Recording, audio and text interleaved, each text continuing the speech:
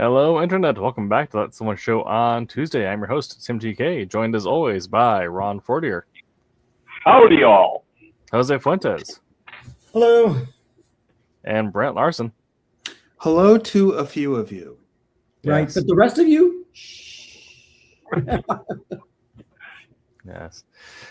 And we are...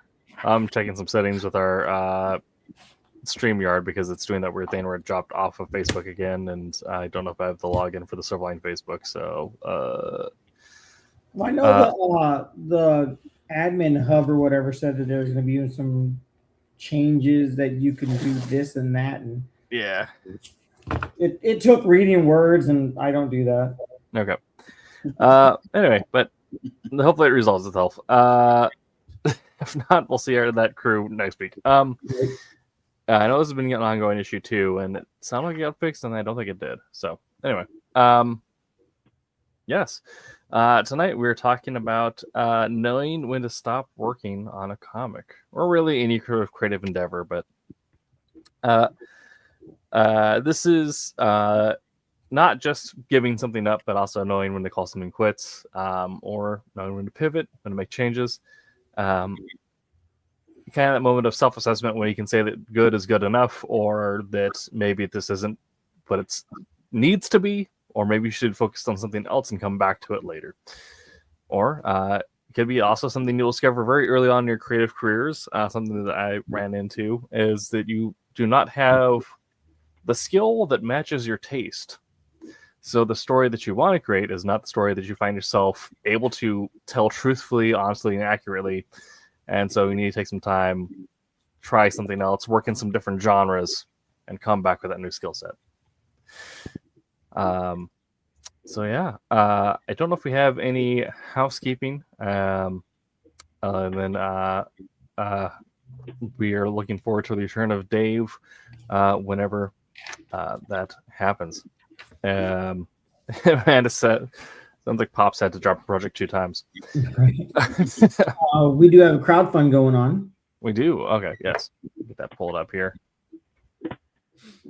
It's going to be... It's doing pretty awesome. Yeah. All right.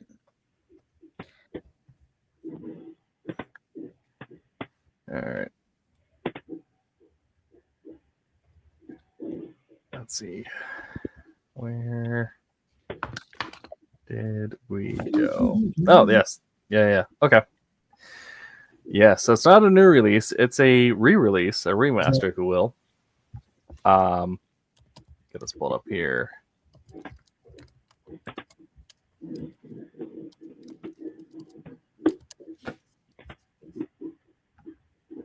Go. There it is. Cray. Yeah. Right. Cray. All right. There you go.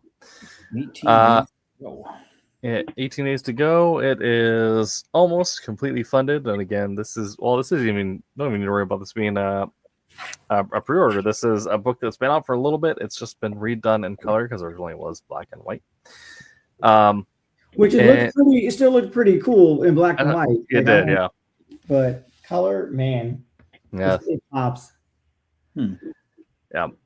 If you're unfamiliar with Cray, it is a similar to kind of Caesar's Legion and Fallout, right?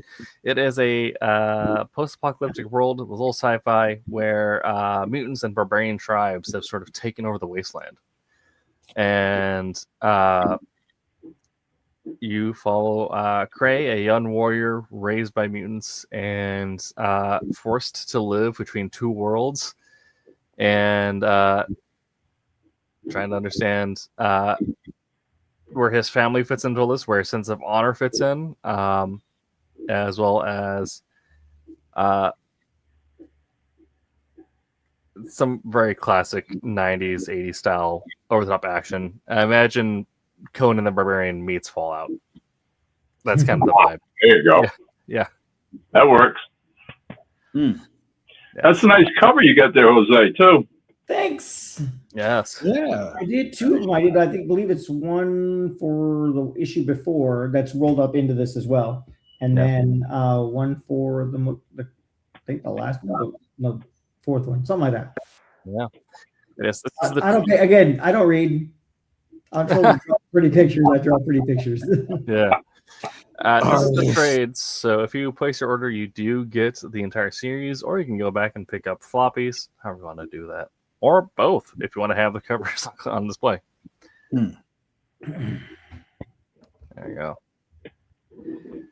Yes. People are into it. And yeah, that is our link there. No, Pops beat me to it. I know. Yes. We do have a short link that just takes you to whatever current campaign is. And more if you just go to fundmycomic.com, it's right on the front page. And I also have another member of the Madness Network, looks like, that has their open book on as well. But head on over to Fun My Comic and place your order for Cray if you want to see this remastered 90s saga. Very cool. Okay. So yes, getting into the process of when to stop working on a comic. And this is also going to be something that's a little different because our industry is a little different than if like Jose was just say like an independent painter, right? If there was a canvas that wasn't working out, he's completely right to just kind of toss that and say like, no, this isn't what I want to do. I'm going to do something else right now. But working on comics, usually you're on work for a contract or some sort of thing. But you might get to the point where you're 2 issues into a 5-issue, 6-issue contract. You say, actually, I'm not vibing with this right now. I'm going to buy myself out of this contract. Although in the indies, you can just drop it. You don't need to worry about buying out like you would with Marvel or DC. You don't get to stop. Never stop. Never stop. Never stop fighting till the fight is done. Yes. Yeah, can be also a moment where if you are an artist and you are on that contract to turn in a work, maybe the time you quit is when you decide I need to stop fiddling with this page and just turn it in and say it's good enough. You should definitely have a limit when doing sequential pages and whatnot. Because I've fiddled with a page way longer than I should have, and like just get to a point like you do it like that. To me, it just doesn't look right, and then readjust it. That doesn't look right, and then readjust that doesn't look right. And you grab a tracing paper and you go over and like, oh, I'll just do it on tracing paper. But then you're using up the whole tracing. Like, I'm serious. I think I took an extra day on one page, maybe 2, because I couldn't get a panel right the way I wanted it. Finally, I just had to say stop. Like, this panel is fine. I show my wife, what do you think? She's like, oh, that looks really good. Like, you don't see any problem with this? Like, no. All right, I'm done. I'm done with that. We do have a question from Royal Airships. Anyone ever changed their story after a cover came out? And I didn't change the story after a cover came out, but I did change the story after I got character designs back. I'm like, actually, this character looks too good. I need to have more of him in there. He needs a fight sequence. So that's in Soul Ascendant. I think issue 2. There's changes to the script. I forgot designs back for Vulcan. Yeah, but so Jose, when it comes to deciding that a page is good enough, how has that experience kind of shifted for you as you've gone into your career? I've got a little more confident in my pages. I know for school, I used to nitpick everything I did because I wanted it to look. I mean, I'm going to a professional comic book art school. Right. I need to make sure my pages look professional, right? But then I'd start getting to a point where I'm like, this is not coming out right. This doesn't look right. This looks like what I did before I came here. Like I'm doing something wrong, right? And then even when I asked my teachers, like, oh yeah, this is all right, I would tweak this little bit. How do you figure that out? It's the years of experience. You know what I mean? My teachers had 30 years in the business. Like they kind of knew what they were doing with their eyes closed. So you just have to kind of pay attention. You had to focus. And then now doing it on my own, I would say a little bit. I'm probably like 40% more confident than I was when I left art school. Right. That ain't bad. Right? I don't think it's too shabby. Like I still get to the point where I'm like, I only kind of go do something. Yeah. And then Alignment Comics. book after it's drawn, fit the demeanor. Yeah, I mean, I definitely have done that. Where like get into this. Also, when I was going through school, when I was doing, because I was looking to go through a writing school that had a comic writing part of the program, where I'd be turning in scripts or like even like short stories or what have you, whatever I was doing, where I'd be filling up until like 11:58 the night before it was due to get it into the portal at midnight, just trying to do last changes, just editing, just tweaking to like. And then also, I think part of that is, I think as a young creative, maybe your juices are running a little too hot and you're a little too far up your own butt at times. You're like, no, I need to make this perfect. And then I'll get into the Voltaire quote at some point. But now I've gotten to a point where I have, being independent, we can work on stuff at our own time, at our own pace. It's pretty great. But I still have Roland say, like, tell me when the artist is waiting. So he's like, hey, dude, you got 5 days to turn this in. Because that is helpful. It's like with Dracula too. I had that. We ran into that. Like, by intention is good. But it was the moment of I know I'm confident in these panel descriptions. I'm confident in the that I'm giving Rob Davis good direction and that he's going to turn it into like it's stuff that he wants, like the script type of descriptions that he wants, and that he can turn into something great, and that I will rewrite the dialogue later on to match the dialogue in the novel versus how the panels come to life, right? Because if I just adopt Dracula 1-to-1 novel to comic, that doesn't work. Right. you have like when Rob Davis is drawing, he's like, you guys ever watched like the old Robert Downey Jr. Charlie Chaplin movie, right? Yeah. It was like, oh, the way I came up with like the character and whatnot. He's like in the dressing room and whatnot. He's like magically the hat just rolls onto his hat and like the cane like comes into his hand and stuff like that. Like that's how I imagine Rob Davis draws. Kind of, yeah. He just magically lines up.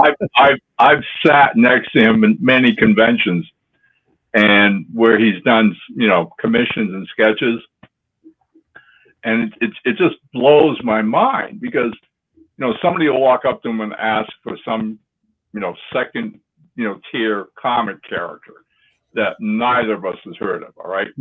Rob will ask a question about, what company publishes this character or blah blah blah, and the fan will tell him. Rob will say, okay, tell him what he's going to charge you for the sketch, blah blah. The fan will walk up and come back in a couple hours. Rob whips out his cell phone and finds a picture of that character. All right. Technology today is absolutely great. Finds the picture, sets his camera down, takes up his sketch pad and his his pencil or ink, whatever, and like within 5 minutes he's got the outline, the figure, and he's just whipping away while talking to me about the weather outside and this and that. And I'm just like, what the heck? What the heck? Right? No little sketch card. That dude was working on 11x17. Oh, yeah. It's just crazy. And the point is, it's just like, he looks at me and goes, I've done this thousands of times. Thousands. It's like muscle memory, all right? I mean, hey, he's got the talent. There's no ifs, ands, or buts about that, all right? But it's just a case of that constant working, that constant knowing how to move his wrist, how to move his hand, how to make a head, how to make an arm, it's all secondary to him. And it's beautiful to watch. It's just insane. Yeah. I mean, you're going to be working with him, Tim. Trust me. He and I have been working together for over 30 years now. And I honestly think his work is just getting still better. The true sign of a real artist, it's just getting better and better. I mean, Jose, the backgrounds, he does cityscapes, and it's like every tenement, every single window's there. Yeah. Every fire escape, every dumpster in the back, and it just dumb, stupid little. It's all there. It blows my mind. It's absolutely fantastic. That's Then if you like the novel Dracula's not. He's not the sexy vampire that you get in pop culture, right? He goes from creepy old man to truly monstrous, and I think that we've really kind of hit that very well. And I'm excited to see what he does with some of the as we get deeper into the like half monster forms and the the vampire kin being decapitated, their mouth full of garlics, holding their own head in the casket, right? All the good stuff. All the good stuff. Yeah, but You didn't come here for the needle point. Exactly. And so that was one thing where I whipped up the panel descriptions, like, okay, these are good enough, and I know that I didn't have, but the dialogue I wasn't confident in. But the process of comics, and to get confident with the process itself, you realize, like, I'm gonna have so many stages to just retouch dialogue before it actually hits the letterer. That like, okay, the script is done. I'm pushing this off, and I'll get back to it later when I do edits.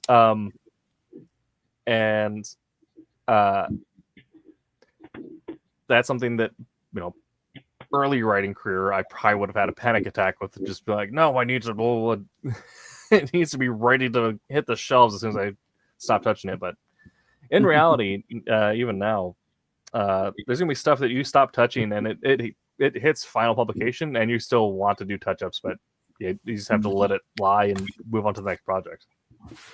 Well, I remember, getting to know who artists, were as a teenager, becoming a comic book fan, and learning various art styles and who did what for what companies, for Marvel, DC, all the independents, right?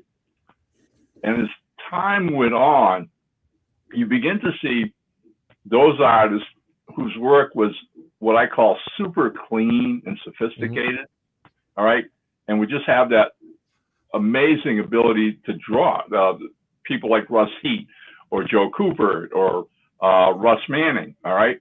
The kicker is, what I didn't understand at that time, and eventually would see play out in front of me as the years went by, is like, I can remember buying the first comic from Eclipse that had a Rocketeer back feature. Nice. By Dave Stevens. His first ever published Rocketeer. It was like 8 pages in the back of this anthology book. Okay. Your jaw dropped when you saw those 8 pages. I don't even remember what the first major part of the series was, because Dave's work was so beautiful. All right. So monthly basis, next month comes along, right? And there's 8 pages from Dave again. And now, almost overnight, he becomes this huge hit in the comic book field, right? Fans. But there's that question about, well, why aren't you giving this guy his own comic? Why doesn't the Rocketeer have its own series? All right. Until word starts filtering out that he takes too bloody long. All right. Eclipse wanted to publish, the Rocketeer and get it out there to everybody, but there was no way they were going to give him a monthly comic because he couldn't have made the deadlines. Right. Right. He was just too slow because he was a perfectionist, and he couldn't let it go. Every page had to be fine. Every panel had to be fine. And go back and do it again. All right. He got away with that. All right. One of the few who did. Now, I remember along about the same time, Marvel, out of the blue one summer, decided they were going to do this like 4-issue Captain America miniseries that took place during World War II. And for the life of me, I can't remember the name of the artist that they brought on board. This, again, was a new name kind of guy, all right? And lo and behold, there's that gorgeous artwork. First issue comes out, right? Absolutely stunning. But then the second issue, it's supposed to be 4-issue bi-monthly 4-issue miniseries. 2 months go by and second issue doesn't come out. You wait almost another month, delayed, and you get the second issue. Looks absolutely fantastic, but now you're realizing, and word through the industry is coming along, that this kid's taking way too long to do his pages. Made them skip 1 shipment month. Now issue 3, 2 months go by, no issue 3. 3 months go by, no issue 3.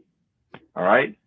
And now the fans are upset. They're writing letters to Marvel, to the editor of the series. Where's the blah, blah, blah. ultimately, I think it was like 4 or 5 months before we got issue 3, as illustrated by another artist. Mm-hmm. They cut him loose. They had to cut him loose. He just couldn't make deadlines. So, I mean, there's a point where, you know, and this applies for, again, like we're talking, this isn't the independent field where we have those luxuries. No. If you're going to work in the business in a professional capacity, then you just have to learn how to do work on time. And that means this is the time I have, this is what I have to finish, and turn it in. Done. If you're a perfectionist, then you might as well find something else to do, because I've got news for you. This is an imperfect world. It will never be perfect.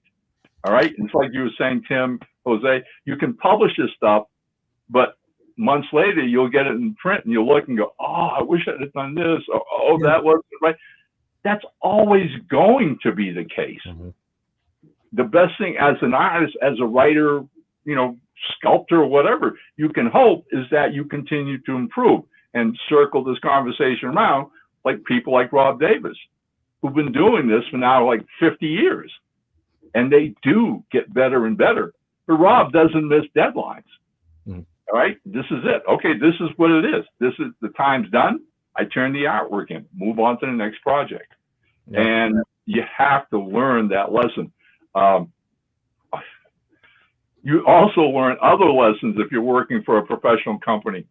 When I was writing for Now Comics, I started working with them. I think their comics were like 26 pages long, their monthlies. I can. Oh, Ron's internet's lagging out. Are you sure? Right.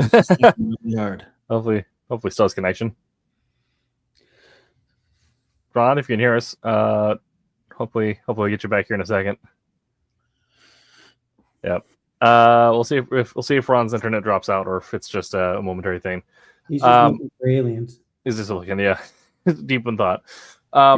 Yes. So, okay, we'll see if Ron comes back here in a second. Ron, once you come back, start moving a lot so I can see you. That's right. Yeah.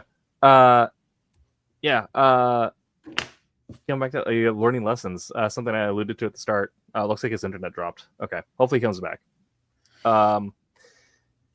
But some of the news up front is knowing when you need to put a project on pause or drop it because, to quote Hourglass, right, you get into the game because you have great taste, but when you start out, your skill does not match your taste. So it's just always a matter of leveling up your skill to match your taste. Your taste improves, your skill lags behind, and you just keep on playing catch up with, essentially what you like in your own writing and your own creation. So something that I did and lesson that I learned is that your first written work as a writer, and also as an artist, right? As an artist, your first work is not going to be on the same scale as Alex Ross. If you're if you're a writer, your first written work is not going to be Neil Gaiman's Eternals or New Gods, or Alan Moore's Watchmen.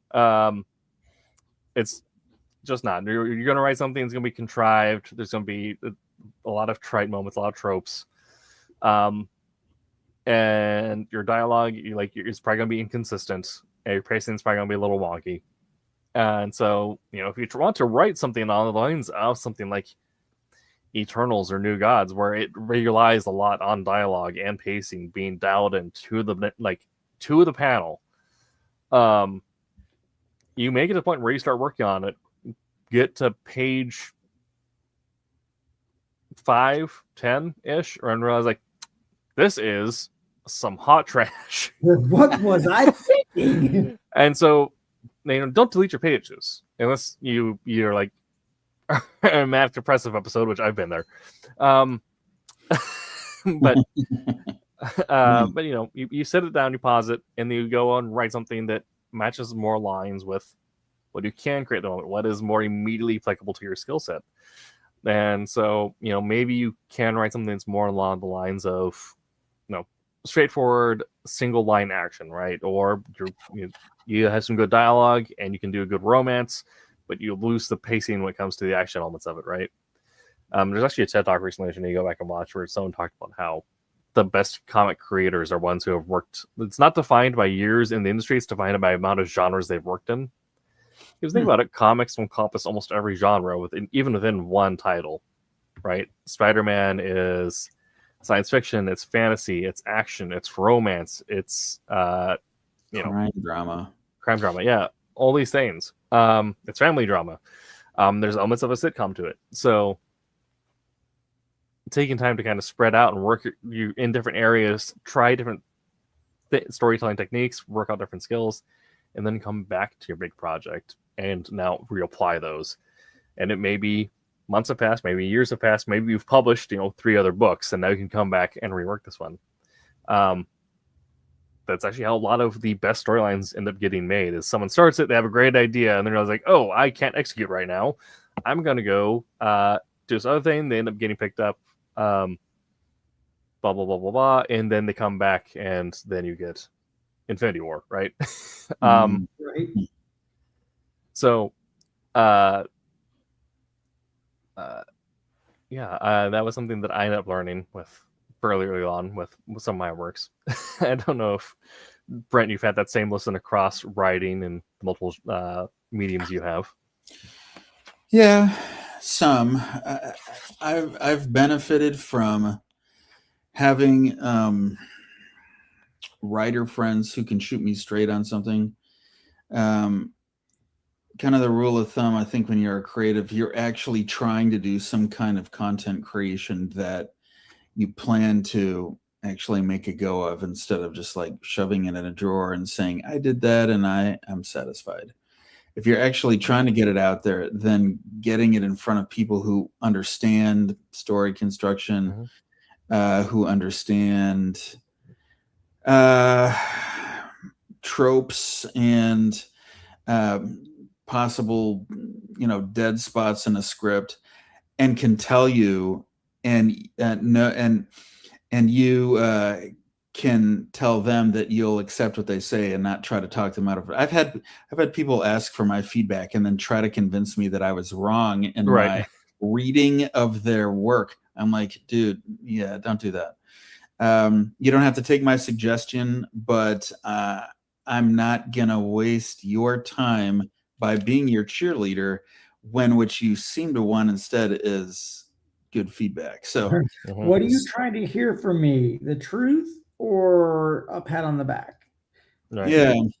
I remember I had a friend who was a novelist, and he got onto this website where you could solicit feedback from strangers, and he read a chapter from some guy and he offered feedback, and the guy's response was, you are a killer of dreams. I am going to block you, and you're a terrible person. And my friend is telling me this, and I'm like, yeah, that guy is that's another word for unemployed, because basically you have to accept the idea that, like you were saying earlier, Tim, that you're not that good. You got to start somewhere, and you're going to start from a place of not greatness. I still look back on, the first comic I ever wrote was Kalis issue 1, and I still look back and I'm like, man, that is kind of wordy, and not a huge amount of action. And would I do it again? Yes. The cool thing is I have stuff to work on now. And if you're really going back and tweaking stuff, over tweaking, then you're going to have to start asking yourself, am I doing this because I believe in the story and I want it to be awesome? Or is it because I don't believe in the story and I'm hoping a little tiny fix will maybe camouflage the fact that I'm not really that confident in it, which is not a great way to go. So, yeah, I don't know. What was the question again? I mean, kind of like, to the point of you put out Chaos 1, and and like I put out Wolf Hunter 1 and all my Flash fiction too, and you go back and like, I also made the joke earlier on of the mark of your progression is you hate your work less. Yeah, that's pretty good. It's usually work that has like passive editorial, but it's still gets to the point where like, oh, I hate that. When it actually is, on the shelf. And I think it's still like you still have that same, because you're still hitting that point of your taste is always exceeding your skill. So you still always feel like the work you put out does not match what you want it to be in the future. I've yet to meet someone who is not a raging butthole who says that like their work is exactly what they wanted it to be. I think Ron is back. Yes. Hey, sorry about that, gentlemen, but we lost power in the office. Oof. Okay, well, welcome back. Yeah. Well, this house is built in like the late 70s, and the wiring gets a little wonky every now and then. If you lose me a second time, have a good week. I'll catch you next week. Sounds good. It's built on an Indian burial ground. All that, yeah. This house and this internet is cursed. Oh, sometimes you wonder. Right. I think. Oh yeah.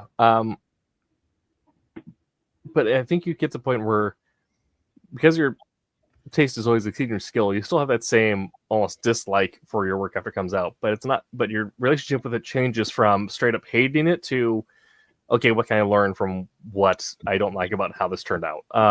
Or it's I appreciate it for what this is because now I have more work to do now. Because we put out Wolf Hunter 1, we put out Chaos 1, and they're like looking back and I'm like, but that has opened the door, that has greased the gears for the creative projects we're working on now. Yeah, and in a way that's almost, at least for me, I don't know about the rest of you guys, but for me that is actually, it helps boost my confidence because I'm not necessarily out there, I can be my own harshest critic, but to be honest, I could be my biggest fan too. I hate to say it. It sounds lousy, but I mean, there's a part of me that's like, I think I have a story here that's worth telling, which means that even if I write an issue that's not great, that's okay. The next one will be better. And I really think there's something here. And you kind of have to cultivate that level of confidence. Yes, you need to have a thick skin. Yes, you have to not be precious about your work, or else you're going to turn into that raging butthole you were just talking about, Tim, and those guys are insufferable because you're not actually telling us the truth, are you? You're just trying to up your own stock by telling us how confident you are. Awesome. Yeah, I love hanging out with those guys. Yeah. But someone who can actually say, no, I'm not that great of a writer, but I'm actually not bad either. And if you stick with me, maybe I might surprise you. And I mean, we all are reading comics and we're reading professionals who occasionally disappoint us. And I'm not going to hold it against them because, I mean, it's creativity. It's not supposed to be bulletproof. And you just kind of keep moving on and it'll probably get better. Maybe they had a bad month. I don't know.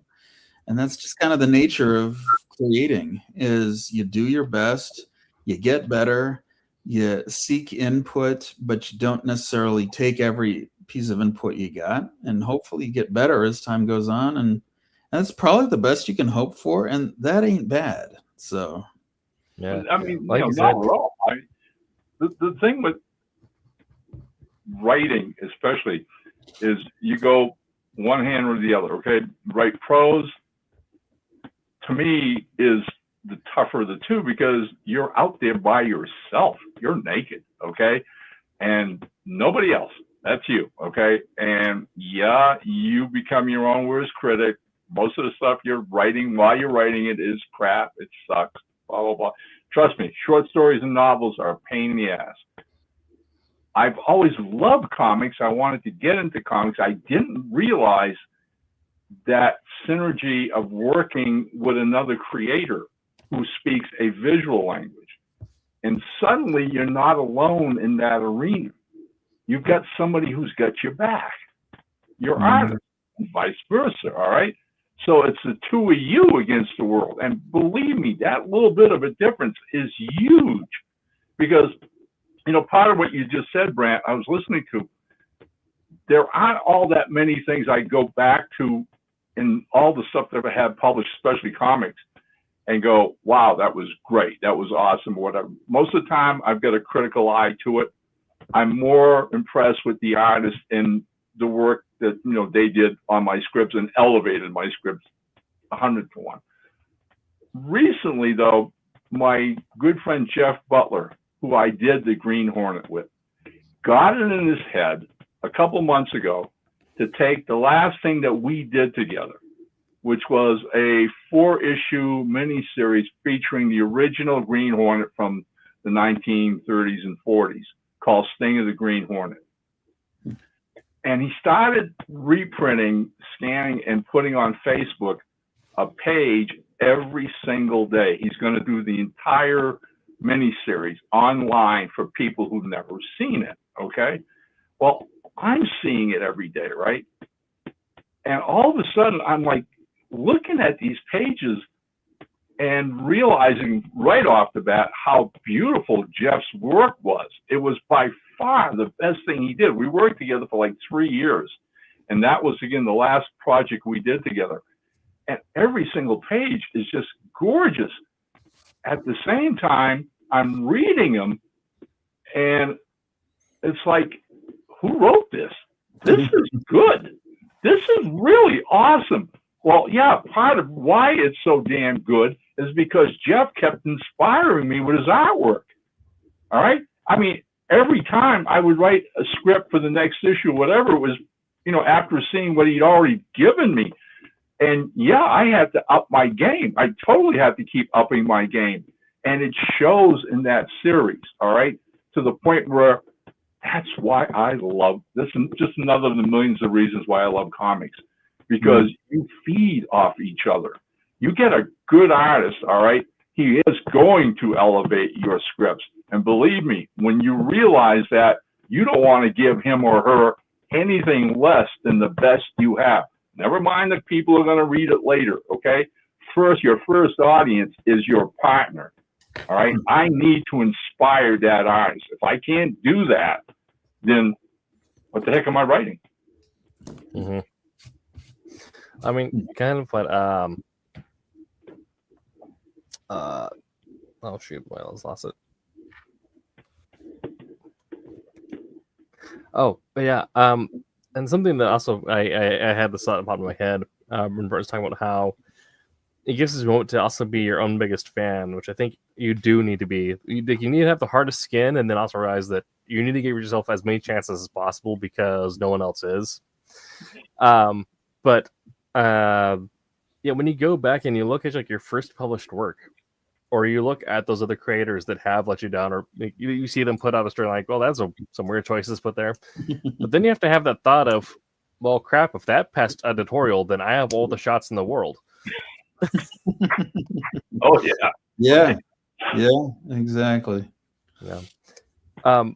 But Jose, I'm kind of interested in kind of your thoughts on all this as on the visual side of the comic line, since we've been talking a little bit about the writing side of it. You know, having that moment of looking back at our own work and dealing in the perfectionism they're in, but also in the, you know, reflection on what, you know, when do I need to stop approaching the page this way and when do I need to approach it a different way? So I go back to the books that I've worked on and I look at them and like, oh my gosh, I'm amazing. Right after I lie to myself. Yeah. Then I look at it like, oh, that really slipped through like that? Oh, what was I thinking, right? Like, and you guys said it, like, you're very much, you know, you got to be a fan of your own work. Like it takes a long time for me to be like, oh, dude, that's cool. Like, and then there are some covers or some pieces I've done. It's like, that might be the best thing I've ever done. I'm pretty much done in the industry now. Like I've hit it. That's it. Right. But like, you have to like really appreciate what you did. And so that's not just like I said, that's not just saying, oh my gosh, I'm amazing. But it's definitely, oh, I see what I did there. Okay, I'll do better, right? There was a cover that I inked in for Roland, and he gave it back to me. He's like, you can go a little bolder on the lines, right? And I'm like, okay, so I did, but I didn't. And so when the cover was printed, I sent it back in. The cover got printed and whatnot. I still have that cover like floating in my office, and I'm like, I should have went bolder. I should have. And now, since then, I've made a point of making sure that I use my bold lines. I use my line weight to separate my foreground, middle ground, background when I do stuff. But yeah, it took going back, reflecting on what I did. It's like, ooh, okay. I thought I went over it enough, but then after you see it shrunk down to comic book size, because we work on 11 by 17, right? So for those that don't know, take 2 sheets of 8.5 by 11 and landscape them on top of each other, and that's basically what you're working on, right? So when you ink something in, to you it may seem big, but like once it's shrunk down, all the line weights shrink down. And so that's what I noticed. And so I still look back at that and I'm like, oh, I wish I could go back and fix that. But I use that as a lesson when I go on forward. I remember to, increase the amount of line weight I have and take into consideration, like, what I mean, when they shrink it down to comic book size. But I feel like looking back at my stuff, I don't necessarily get to a point where like, oh, like, man, that's really good. I get more of like, what can I do to improve what I did? Like, if I look back at it, like I want to learn from what I've done, not just from what people tell me, which I try my best to soak in everything people tell me. You know what I mean? When it's like, oh, you should try this or do this technique or try this.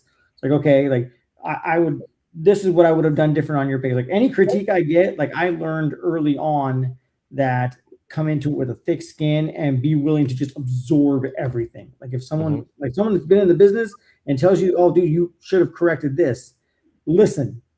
You know what I mean? And I mean, I've done portfolio reviews, and like I really do just try to use that knowledge that I've been taught and really just pass that forward. And I think that as I continue on doing covers and doing pages, I'm going to continue, like, just like magical Rob Davis, I'm going to continue to learn and continue to, get that muscle memory and continue to get, just where I can basically do it in my sleep, but still pass on that information to people because I love sharing what I do.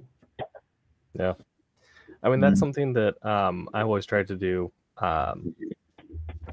Is when you receive feedback, if as long as it's not something that's like wildly not the story or not the work you're put on, like always at least try it or in good faith think it out. Because like half the time it is you're missing something, and that might not be the exact answer to improve it, but it will help you get closer to that.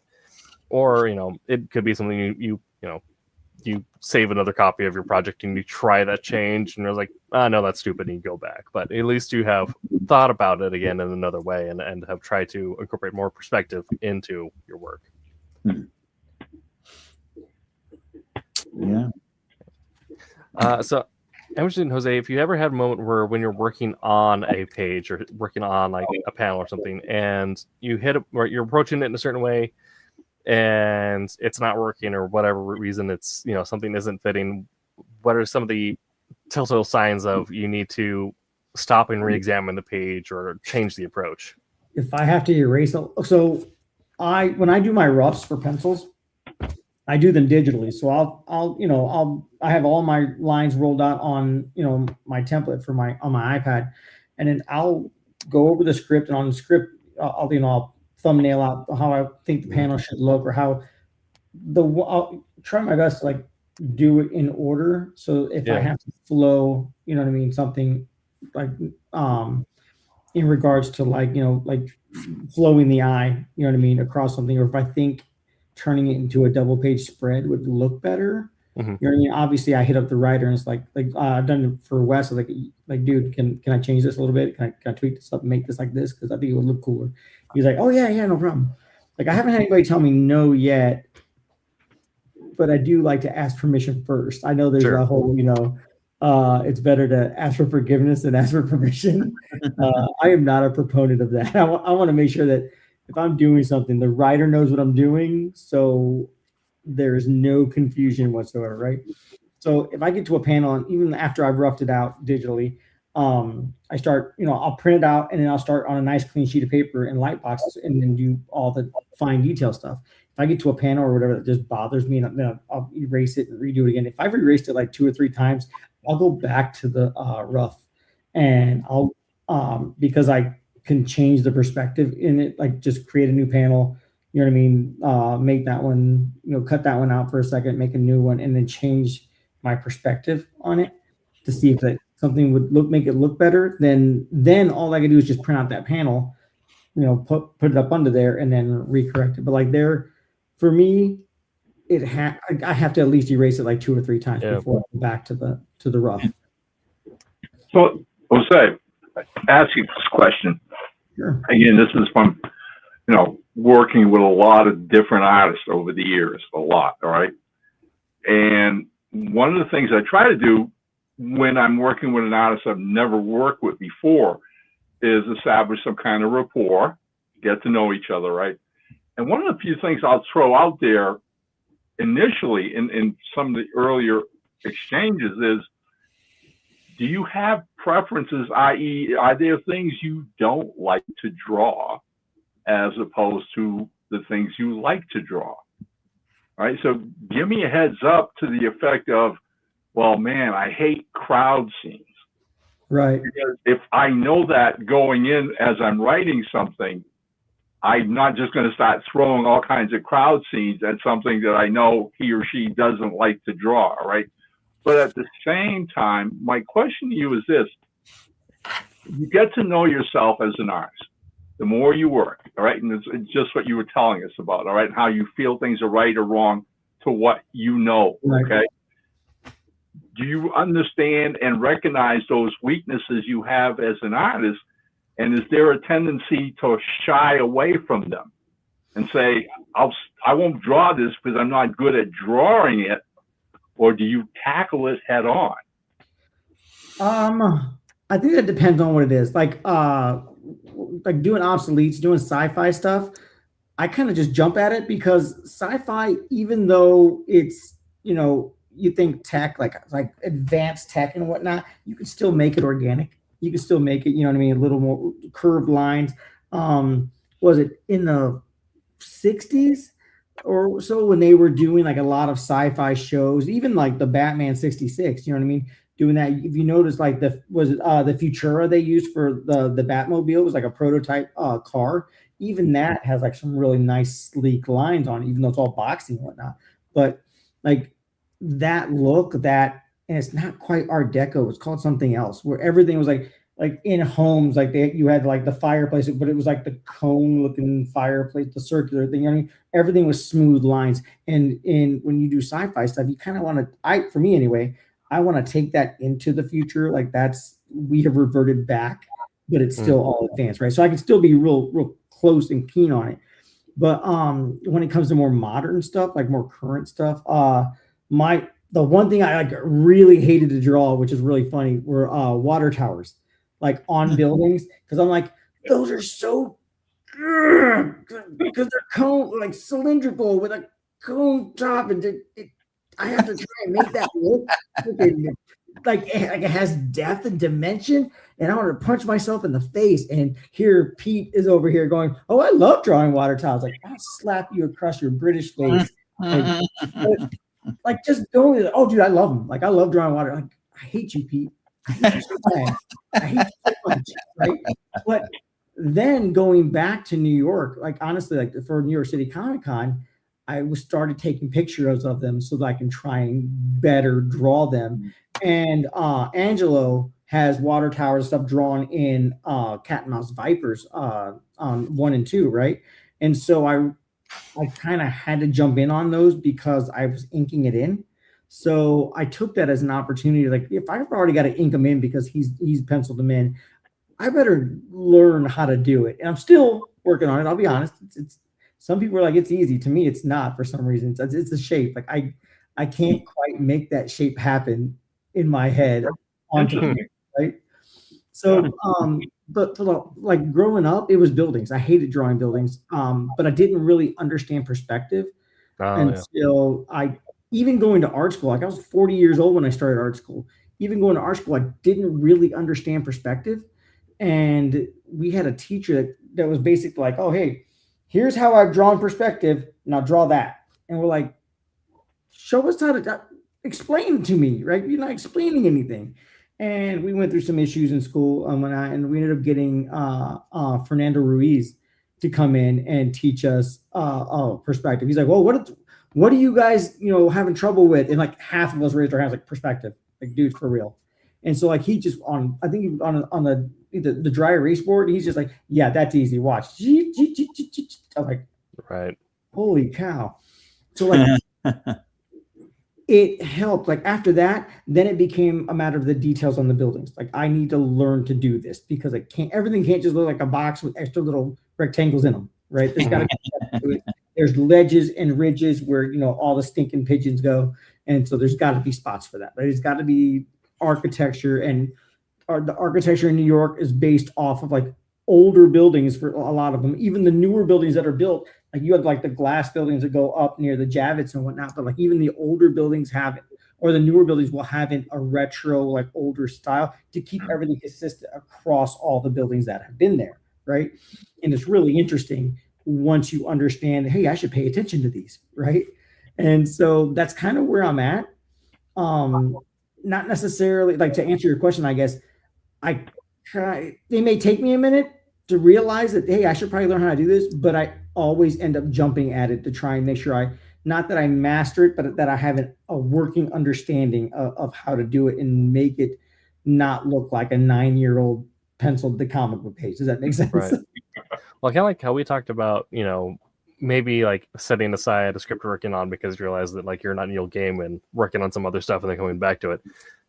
When you're illustrating, how often do you try something, set it down, research, study, then come back to it? Or how many of your old projects did you revisit it once you learned about vanishing points? Oh, dude. I look back at all my assignments, like so much so. I mean, mind you, once I got out of art school, I really just started doing inking. So it was kind of easy. I can kind of just shut my brain off and ink other people's stuff. But then you get some pencils for like a few other like projects that I did before I started with Silverline. I got pencils where I'm like, they were so simple. Simple is good, but that background is just as important as the figures. And so I kind of had to fill in the blanks, and that's kind of where that like learning to figure out the buildings. Because like I said, I already understood by that point. I already understood perspective, but learning to fill in the buildings and whatnot that came out of necessity.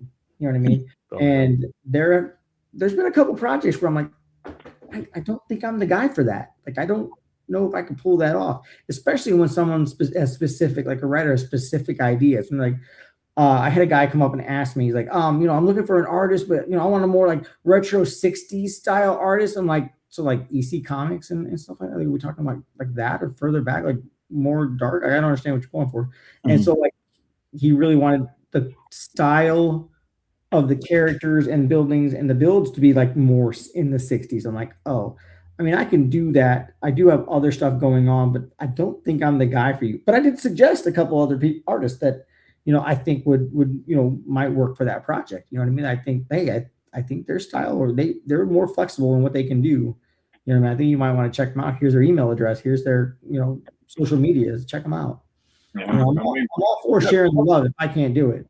That works. That really works both ways. And to Brant and Tim, I mean, just recently, all right, I realized I'm doing this series for Antarctic Press, the Crimson Nun. And when I had the concept for the plot and was pitching it to Ben Dunn in Antarctic, I was looking for an artist, and I found Jesse Thomas on Facebook. And I found some pages that he had done for some small independent comics, which I liked, which I thought were professional enough to make this work, all right? And he is still pretty much evolving as an artist. So we do the first issue. I write the first script. We do the first issue.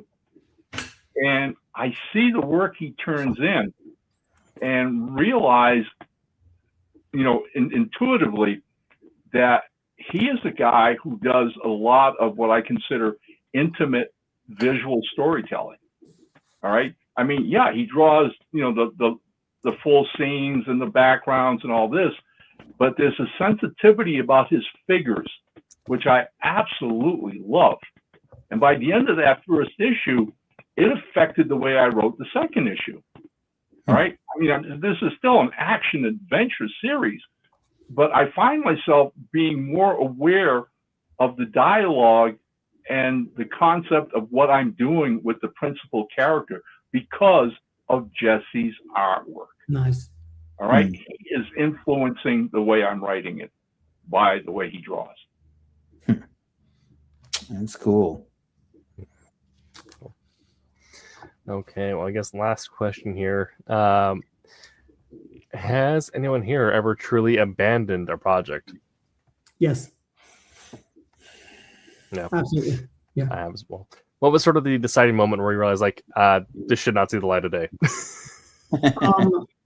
For me, it was abandoning a project that I got hired to do, not a project of my own. And there is only so many times you can draw certain things and not blow your brains out.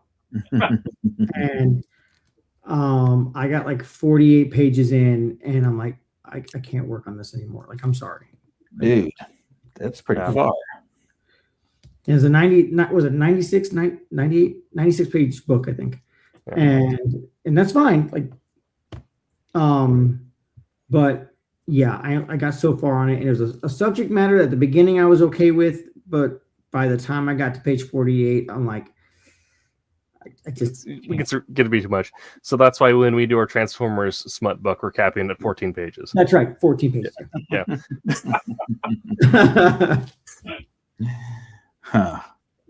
But I mean, nothing on the writers. It's actually a really great story. Just aspects I couldn't do anymore, and I'm still doing stuff for the writer, for the publisher.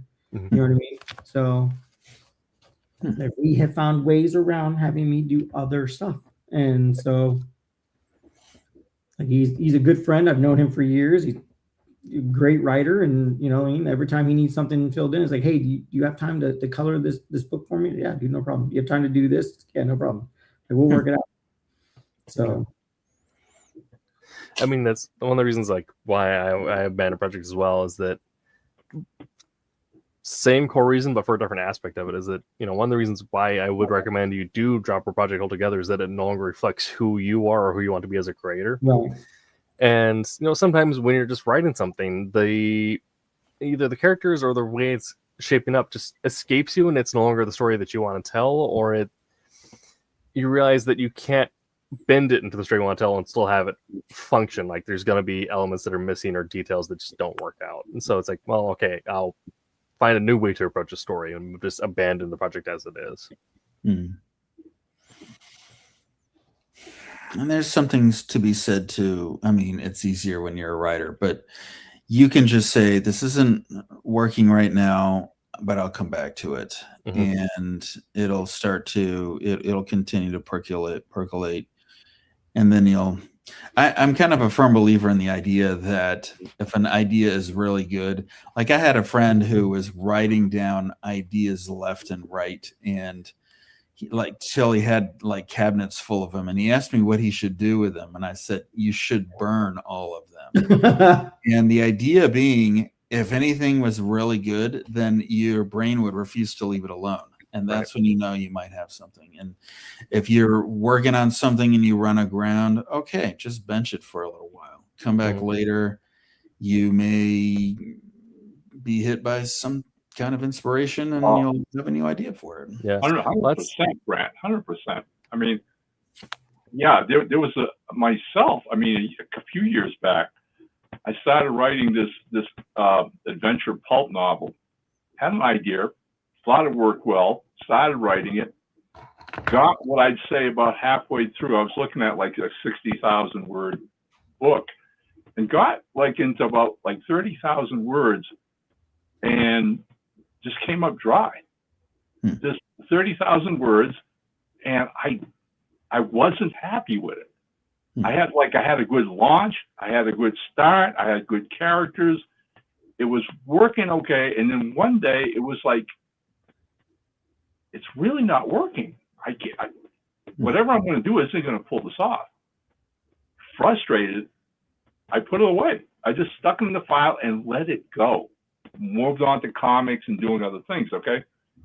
Let it go, like buried it, tombstone, everything, let it go? 6 months later, right? 6 months later, I'm working on something else, and all of a sudden, somebody tells me something about a moment in Western history or whatever, and I start putting connections in my head of that first half of that book. And I went, whoa, wait a minute. I can use that. Sure enough, the next day, got up, pulled that file up, sat down, within 2 weeks, finished the last 30,000 pages and finished the book. So the lesson of this, people, don't ever throw anything away, all right? If you can't finish it, put it away. You never know what's going to happen in the future, ever. Yeah. Like, even what might happen if it's some project that you do truly abandon, but you keep onto the idea, sometimes what happens is when that inspiration strikes again, or when you are creating a new idea, you might find that some elements from that abandoned project, the elements that you like, work their way into that new book. And so you realize that that old project is done. Like, it doesn't need to exist like that, but it helped set the groundwork for this new project. Exactly. Nothing is wasted. No idea is ever really wasted. It probably isn't good for this now, but who knows what it's going to be like, 5, 6 years from now. It'll come back, resurface in a whole different way. All right. And use it. By all means, run with it. Absolutely. Well, this has been That Silverline Show on Tuesday. We have a topic for next week, which I'll get pulled up here in a second. We also have a funding going on, Fund My Comic, or Silverline Comic Fund, I believe, .com.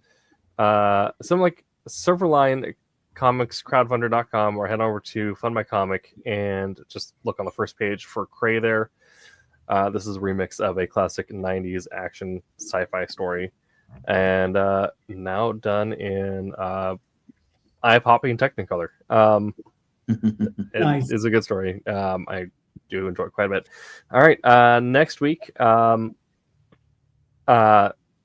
Next week may sound like it's a little bit of a workout for Jose, but we'll also have some of our perspectives as well, because next week is Understanding Anatomy. Someday I will. Yes. So I'm going to have Jose draw a horse. Yeah. But when you're working in a medium that is, founded on dudes in skin tight suits striking poses, anatomy comes to play a part of that. But then also, as a writer, you need to know how to describe that for your artist. You need to know, can a person move or bend like that? Maybe you don't necessarily take time to teach yourself to draw like I'm working on doing, but maybe just try and thumbnail out your own stuff as you're creating descriptions and realize, like, that's not how an elbow works. So we'll be talking about anatomy, but also helping bridge the communication between writers and artists when it comes to perspective like that. Nice. I have a few points to make about understanding anatomy. Perfect. Okay. Make sure to check out Wednesday Wham and Silver Sunday at their respective times. But we'll be back next week. And until then, hey, Silverline. Hey, this is Paul Pelletier. Make mine Silverline. Is that okay, Roland?